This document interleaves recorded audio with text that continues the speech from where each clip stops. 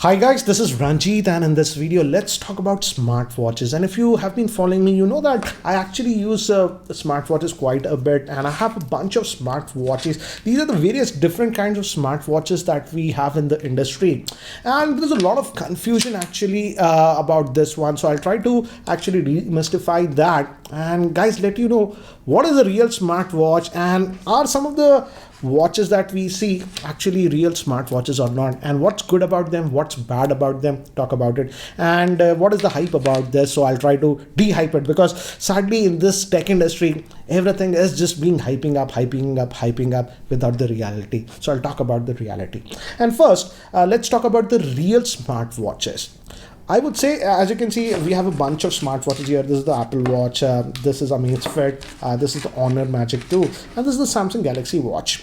And I would say, for me, the real smartwatches are this Apple Watch and this Samsung Galaxy Watch. You might be saying, why? The thing is that both of these have a cellular functionality. So once it's paired to your smartphone, you can live without having that phone beside, and that works very well, I would say.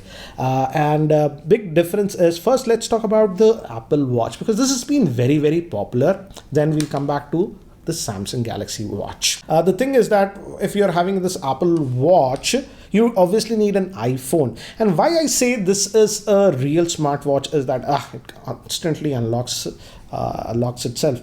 And here, as you can see, this is the cellular model. That's why we have that. So even if my Wi-Fi and my phone is not there, this will be connected. Again, that's not a big plus point, because even this Samsung Watch has that. But what makes this a real smartwatch is that you get a ton of notifications. That's the big thing about smartwatches, is that you shouldn't pull out your smartphone again and again. And you see notification with almost all the smartwatches. But what makes it a real smartwatch is how can you interact with those in notification. Let's say you get a WhatsApp. Can you reply to that WhatsApp without picking up your phone?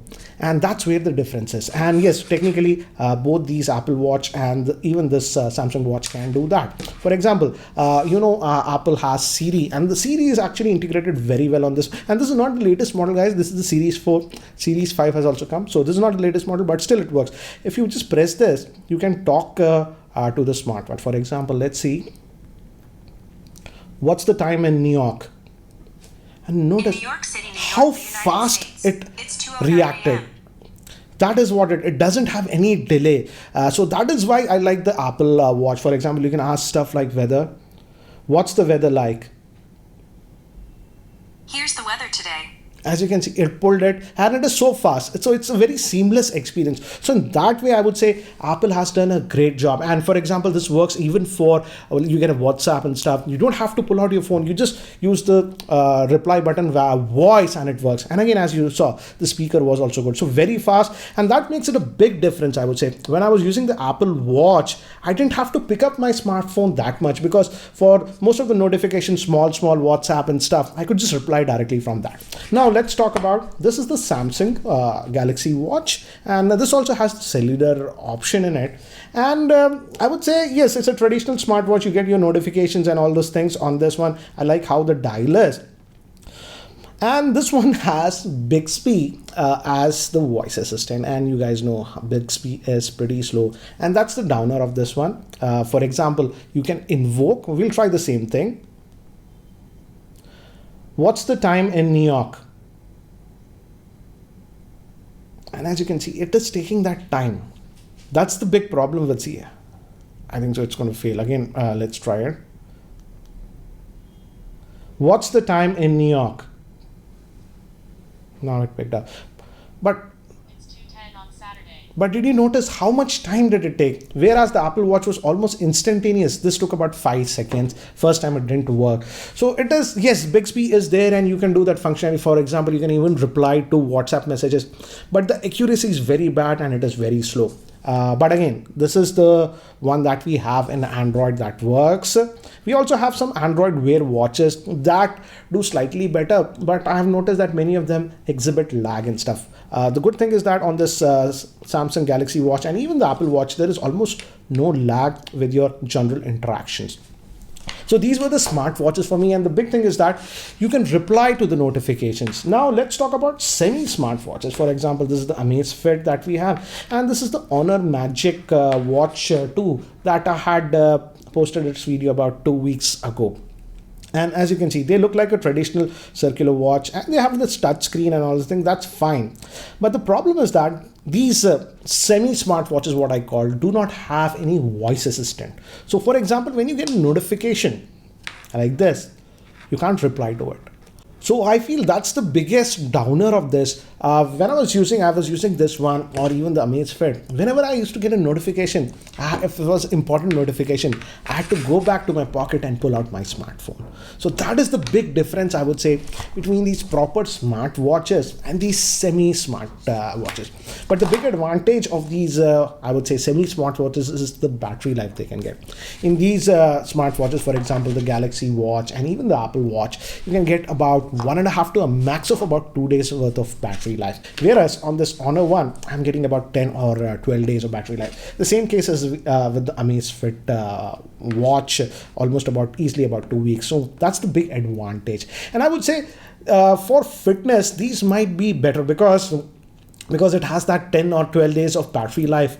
I could wear this one at night, so it does that sleep tracking and also your heart rate monitoring continuously at night also. So that way, in a sense, I would say for health, it is good. And yes, all these smartwatches have a proper tracking, GPS and stuff for fitness activities, runnings, and all of these will do, and all are IP rated. But that's the big difference. These, I would say, because it does not have any voice assistant built in, you can't do any interactions while replying and stuff, and you have to pick up your smartphone. So these are these smart watches. Advantage is that the battery life is actually really good compared to proper smartwatches like Apple or the Galaxy Watch.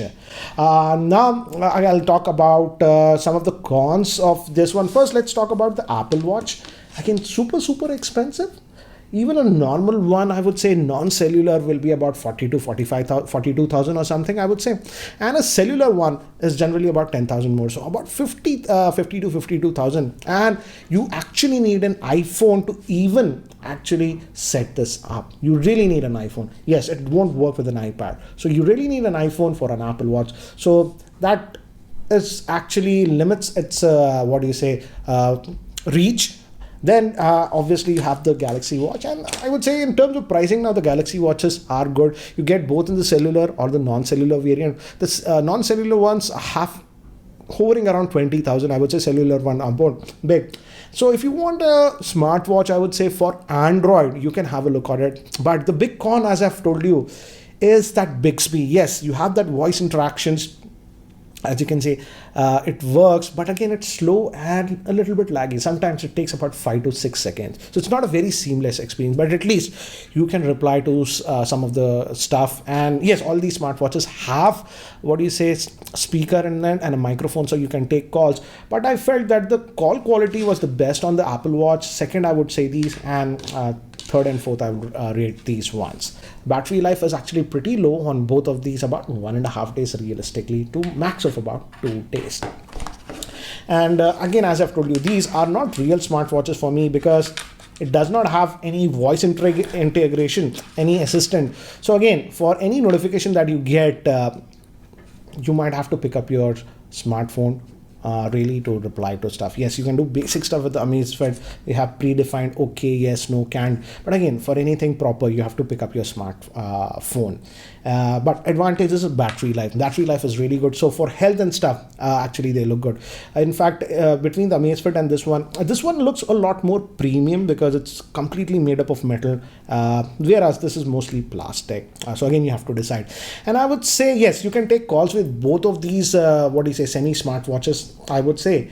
But I would say if you just need the functionality of what these are doing, apart from voice calling, then you can just go with the smart band.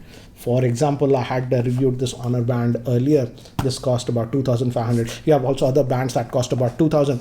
They do almost the 95% of the functionality of what these semi-smart watches do, apart from what do you say, voice calling. So again, that is what something you have to decide. Do you really want a smartwatch, and do you really want a real smartwatch? If you want that real smartwatch, are you willing to pay that much of a premium? I have used a lot of smartwatches. I would say technically, I would say the best experience that I had was with the Apple Watch, and that is because of Siri, because I could reply to my messages. It was saving me some time. I had a lot of expectations with this Galaxy Watch, but the Bixby was a little bit slow. These days, I'm personally using this Honor Watch 2 just because the battery life is actually so good. Almost gives about 10 to 11 days of battery life. So again, neither of these smartwatches are perfect. So you have to choose between what you want, battery life or real functionality, and that is something that you have to decide. I hope you found this video helpful. If you have any thoughts, if you're using a smartwatch, would love to know your experience. Do share that in the comment section below. And if you guys are still not subscribed to my YouTube channel, hit that subscribe button. This is Ranjit, and I hope to see you in my next video. Take care, guys.